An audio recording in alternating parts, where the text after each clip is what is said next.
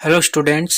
तो आज का हमारा मॉडल पेपर फर्स्ट का क्वेश्चन नंबर 10 है कि 7.6 सेंटीमीटर लंबा एक रेखाखंड खींचिए और इसे 5:8 के अनुपात में विभाजित कीजिए और दोनों भागों को मापिए। तो देखिए, इसके लिए ये रचना का क्वेश्चन है, तो इसके लिए हम लिखेंगे रचना के पद। ठीक है, सबसे पहले रचना के पद। ठीक है, इसे एक स्टेप वाइज स्टेप लेके चल रहे हैं। तो देखिए, फर्स्ट प्रथम पद में क्या करना है आपको, या तो आप प्रथम पद लिखो या फिर यहाँ पे काउंट लगा के लिख लो। पहले के अंदर क्या करना है, देखो यदि कोई भी ऐसा क्वेश्चन आ जाए तो सबसे पहले जो दिया गया वह करना है। ये एक रेखा, लंबी रेखा खंड है, तो सबसे पहले आपको इस रेखा खंड को बना लेना है। तो मैं इधर कच्चा चित्र बना रहा हूँ। ये है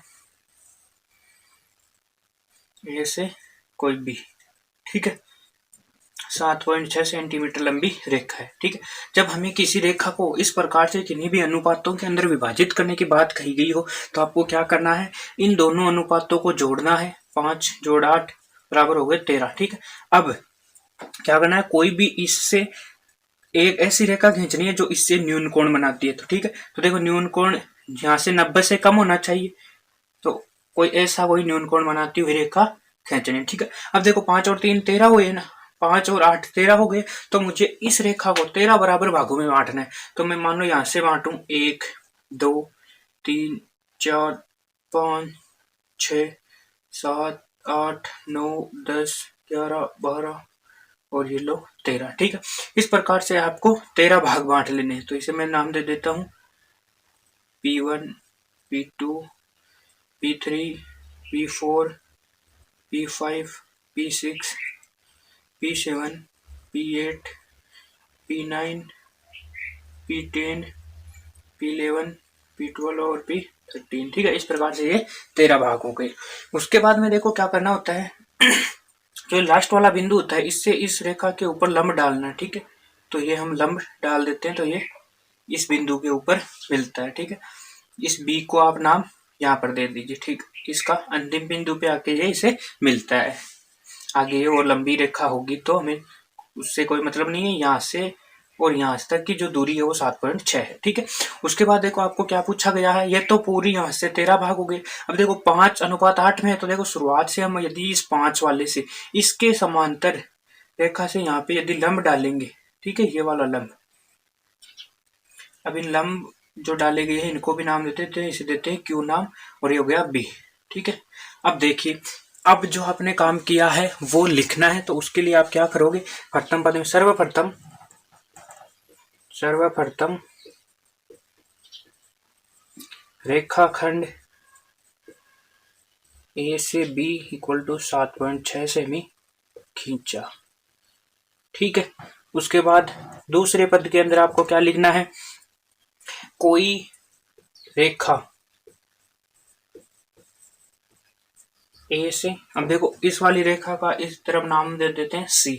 ठीक है, कोई रेखा ए सी खींची जो ए बी के साथ न्यून कोण बनाती है। ठीक है, न्यून कोण बनाती है। उसके बाद हमने क्या किया, इसको बराबर 13 भागों में बांटा। ठीक है, तीसरा अनुपात, उसके बाद है अनुपातों के योग के बराबर रेखा एसी को, ठीक है, रेखा एसी को विभाजित किया। यही काम किया ना, अनुपातों का योग, ये रहा अनुपातों का योग 13, तो उस 13 में बराबर भागों में बांटा। अनुपातों के योग के बराबर रेखा एसी को बराबर भागों में विभाजित किया। यहाँ पे आप बराबर लिख लेना, एसी को बराबर भागों में ये यहाँ पर लिखा जाएगा, आपको यहाँ लिखना है बराबर भागों में विभाजित किया। ठीक है, उसके बाद में जो चौथा पद है उसके अंदर हमने क्या किया, P3 को B से मिलाया। ठीक है, मिलाया। उसके बाद में अगले पद में हमने क्या किया, P5 को किसी बिंदु क्यों से मिलाया जो जहां जो नहीं यहाँ पे आएगा, जहां जो P5Q है वो लंबवत है AB पे, तथा जो P5Q है वो समांतर है किसके, P13B के। जो ये वाले है ये इसके समांतर है और इसके लंबवत है, ठीक है। ये बात आपको लिख देनी है। अब देखो, अब हमें क्या लिखना है, ये यहाँ से इसके 13 भाग है तो यहाँ से लेकर इस पर 13 भाग होंगे। तो अब हमें लिखना है कि जो बिंदु Q है, बिंदु Q रेखा AB को क्रमशः 5:8 के अनुपात में विभाजित करता है, ठीक है। तो इस प्रकार से ये विभाजित तो इसे कर देगा। उसके बाद में हमें इसका सत्यापन करना है कि ये किस प्रकार से इसे विभाजित कर रहा है। तो उसके बाद हमें आगे लिखना है। तो देखिए हम क्या करेंगे, यहाँ पर जो त्रिभुज की प्रॉपर्टी होती है उन प्रॉपर्टी को अपनाकर दो त्रिभुज लेंगे। एक तो ये वाला त्रिभुज अपनाएंगे, ठीक है, दूसरा त्रिभुज ये वाला, ठीक है। ये दोनों, इनमें ये कोण भी उभयनिष्ठ, तो ये कोण उभयनिष्ठ होगा इसमें, ठीक है। उसके बाद हम देखो इसे देखते हैं, स्पष्टीकरण लिखेंगे। तो इसका स्पष्टीकरण इसके अंदर लिखेंगे त्रिभुज। देखो त्रिभुज को ऐसे दर्शाते हैं, जैसे ट्रायंगल का चिन्ह बता देते हैं तो उससे होता है त्रिभुज। त्रिभुज AQ और B5 तथा त्रिभुज AB P13 में, ठीक है। तो देखो इन दोनों त्रिभुजों के आधार पर हमें ये सिद्ध करना है कि भाई जो Q है वो इन दोनों भागों को 5 और 8 के अनुपात में विभाजित करता है या नहीं करता है। तो देखिए इसके लिए सबसे पहले आपको पता है कि जो ये वाली रेखा है वो इसके समांतर है, तो हम लिखेंगे P5 और Q पैरेलल है, पैरेलल यानी समांतर है P13B के, ठीक है।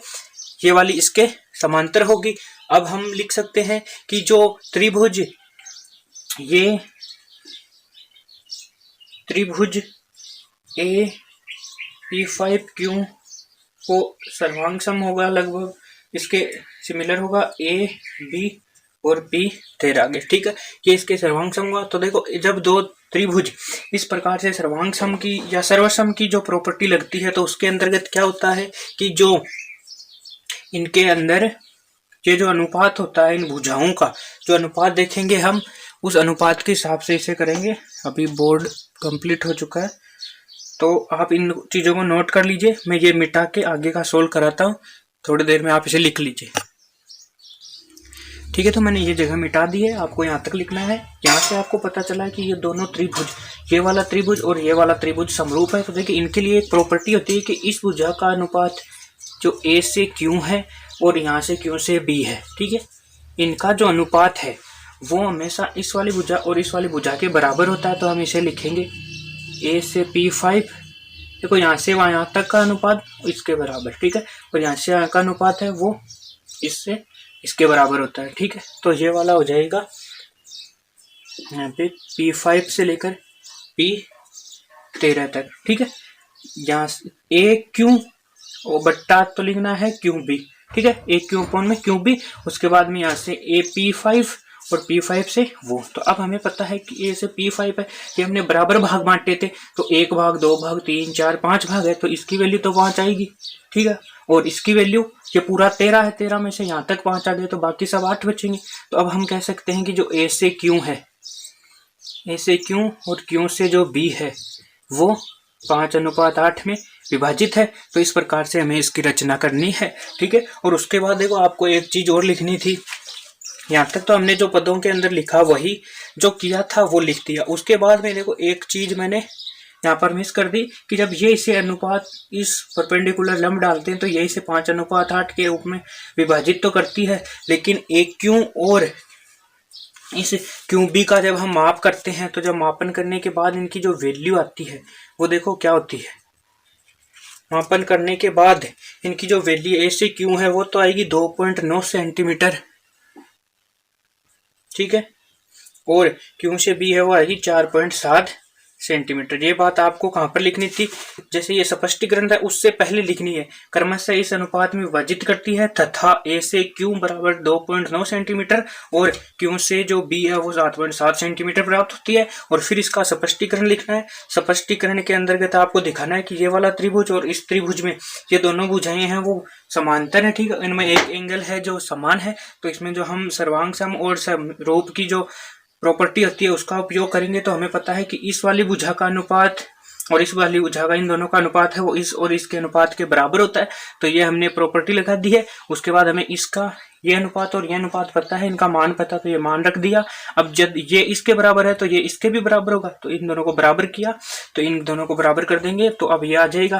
देखो इसको इस प्रकार से भी लिख सकते हैं, एक क्यू अनुपात क्यू बी बराबर 5:8 और हमें यही तो दर्शाना था क्वेश्चन के हिसाब से। तो ये जो 2 नंबर का क्वेश्चन था उसे आपको इस हिसाब से ये लैंग्वेज के साथ करना है ताकि एग्जामिनर आपको 2 में से 2 पूरे नंबर दे सके। आज के लिए इतना ही। Thank you. जय हिंद।